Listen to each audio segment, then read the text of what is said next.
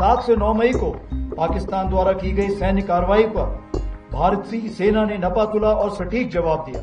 हमारी army air defence एक अजय दीवार बनकर सामने खड़ी रही। जो भी शक्तियां भारत की संप्रभुता, अखंडता या जनता को क्षति पहुंचाने की योजना बना रही हैं, उन्हें करारा जवाब दिया जाएगा और आगे भी दिया जाएगा। यही भारत देश का न्यू नॉर्मल है। आपकी आवाज को सुनने आ रही है प्रभात खबर इलेक्शन एक्सप्रेस। देखते रहिए Prabhat Khabar election express. Operation सिंदूर के दौरान भी भारतीय सेना ने उसी अदम्य साहस और दृढ़ संकल्प के साथ पाकिस्तान समर्थित टेररिस्ट इंफ्रास्ट्रक्चर को निशाना बनाया और पाकिस्तान की अन्य आक्रामक कार्रवाइयों को प्रभावशाली ढंग से विफल करते हुए एक निर्णायक जीत हासिल की। हमने शांति को अवसर दिया, पर उसने कायरता की कार्रवाई की और उसका उत्तर केवल हमने पराक्रम से दिया। ऑपरेशन सिंदूर हमारा संकल्प, संदेश भी और उत्तर भी।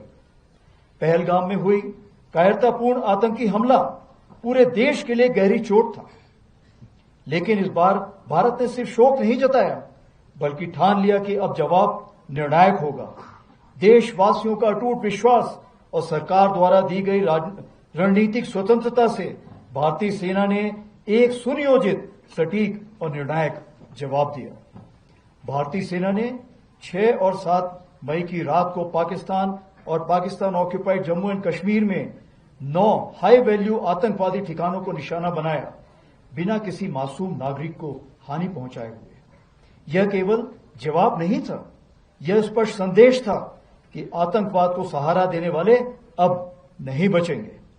7 से 9 मई को पाकिस्तान द्वारा की गई सैन्य कार्रवाई पर भारतीय सेना ने नपातुला और सटीक जवाब दिया। हमारी आर्मी एयर डिफेंस एक अजय दीवार बनकर सामने खड़ी रही, जिसे कोई ड्रोन या मिसाइल भेद नहीं सका। यह सब होल ऑफ नेशन अप्रोच के अंतर हुआ, जहां थल सेना, वायुसेना, नौसेना और अन्य सरकारी और प्राइवेट डिपार्टमेंट्स सब एक साथ मिलकर खड़े हुए, जिसमें एनजीओ भी शामिल थे। जो भी शक्तियां भारत की संप्रभुता, अखंडता या जनता को क्षति पहुंचाने की योजना बना रही हैं, उन्हें करारा जवाब दिया जाएगा और आगे भी दिया जाएगा। यही भारत देश का न्यू नॉर्मल है। आज की भारतीय सेना न केवल वर्तमान चुनौतियों का सफलतापूर्वक सामना कर रही, बल्कि हम नित्य प्रतिदिन एक परिवर्तनशील, आधुनिक और भविष्य उन्मुख शक्ति के रूप में तेजी से अग्रसर हो रहे हैं। इसके अंतर्गत रुद्र के रूप में नई ऑल आर्म्स ब्रिगेड का गठन किया जा रहा है, जिसका सैंक्शन मैंने कल ही दिया है, जिसमें infantry, mechanised infantry, armoured units, artillery, special forces, unmanned aerial system जैसे फाइटिंग कंपोनेंट्स को एक साथ रखा जाएगा और विशेष रूप से तैयार किया जाएगा, जिसमें शामिल लॉजिस्टिक सपोर्ट और कॉम्बैट सपोर्ट होंगे। इसी क्रम में भैरव लाइट कमांडो बटालियन के रूप में एजाइल और घातक स्पेशल फोर्सेस का गठन किया गया है, जो सीमाओं पर शत्रु को चौंकाने के लिए हमेशा तैयार है। हर इन्फेंट्री बटालियन में ड्रोन प्लेटून का गठन किया गया है।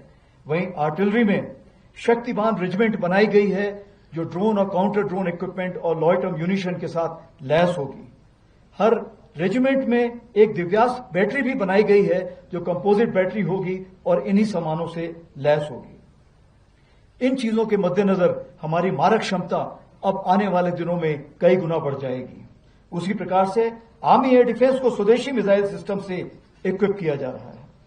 हम पूरी तरह से तैयार हैं कि भारत की 100वीं स्वतंत्रता वर्षगांठ तक, यानी विकसित भारत का सपना साकार करें। और इस राष्ट्र निर्माण में हमारी सबसे बड़ी ताकत है हमारा विशाल सेना परिवार, जो लगभग 1.3 करोड़ लोगों का समुदाय है, जिसमें सेवारत सैनिक, उनके परिवार, वेटरन्स और वीर गति को प्राप्त सैनिकों के परिजन शामिल हैं। प्रभातखबर.com, विश्वास वही, रफ्तार नहीं।